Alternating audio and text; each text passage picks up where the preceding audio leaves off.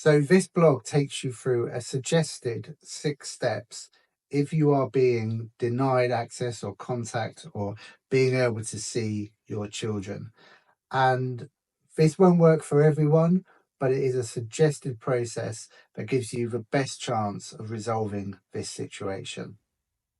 So the first step is to contact the other party. You will have probably already done this, but we are starting a new process from now. So from this moment, you're going to be entering into a new process that we know works in most cases. And the first step is to reach back out. You're going to do that amicably, kindly, and you're going to basically say, look, it's a real shame we're in this situation. I feel the children need both parents in their lives. I really want to get this sorted out. Let's see if we can work together to do this. What can we arrange? And just get that first approach out. You might have done that 100 times already, but I'm asking you to do it one more time with good reason, because if it does end up at court, you want to be able to show that you've tried to resolve this, first of all, amicably as possible. So the second step, if you haven't had a good response from step 1, if you haven't heard anything or been told no, then the second step is to suggest family mediation. So you say, I really want to get this sorted. Why don't we go to family mediation and see if we can resolve this? And just put out there and see what the response is, if any, to that suggestion. So the suggestion for family mediation in step 2 is coming from you. And that's going to be different to later steps. But the first step is, let's try to resolve this through family mediation. And again, if you get no response to that or a negative response, go on to step 3. So step 3 is to start the mediation process. And what you need to do here is book in a MIAM with a family mediator.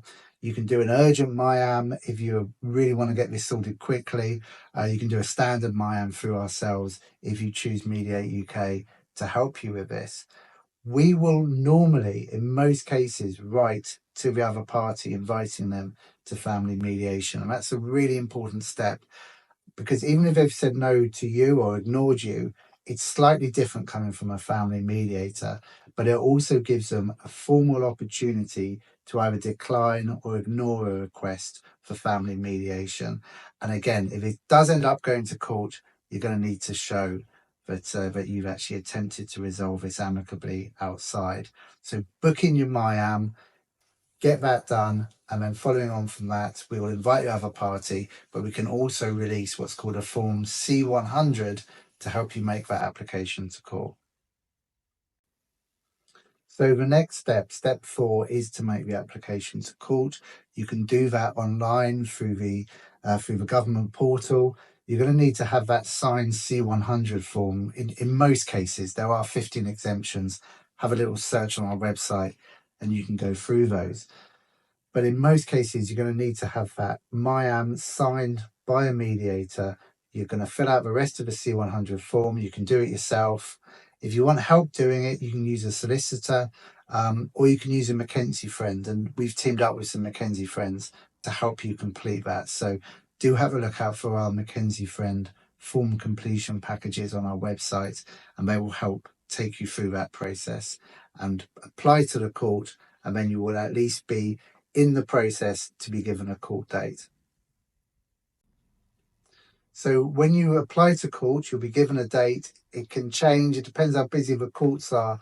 Most people are expecting around about 3 months, but hopefully it will be sooner than that for you. And you may need to speak to CAFCAS, which are court-appointed social workers, really. And if the children are old enough, then CAFCAS will want to speak to the children as well in most cases. And they need to do checks, because you're asking the court to make decisions on a child's actions, who they're going to be spending time with.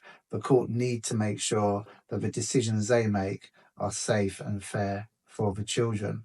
So when you go to court, you're going to have a first hearing. And at that first hearing, you should ask for an interim order, some sort of order whilst everything's being decided, that allows the children to have contact with their parent, with yourself. So the final step, step 6, is to get the actual child arrangement order. This is where the court will make an order on when the children are going to see their parents and when, and how that's going to work. If you haven't seen them in a long time, it might be a stepping stone approach. So they may order that you can have some video calls with them, building up to seeing them. If there's safety concerns, then they may say, we want you to see them, but you need to see them with someone else, and they will then monitor how that goes. But you'll get an order. If that order isn't then stuck to, you can then apply for it to be enforced. I'm not going to lie, it's a long process, it's a complicated one, and it really has to be quite a few instances of it not being adhered to before enforcement can take place. But in extreme cases, courts have actually transferred where the children will live from one parent to the other because orders aren't being stuck to. So those are the 6 steps to get to a child arrangement order. I hope, for your sakes and for children's sakes, that you're able to resolve this round about steps 1 or 2 in the process. But if you can't do it between yourselves, the next step is mediation. And if that doesn't work, it then opens up the ability to apply to court so that you can get an order. Best of luck.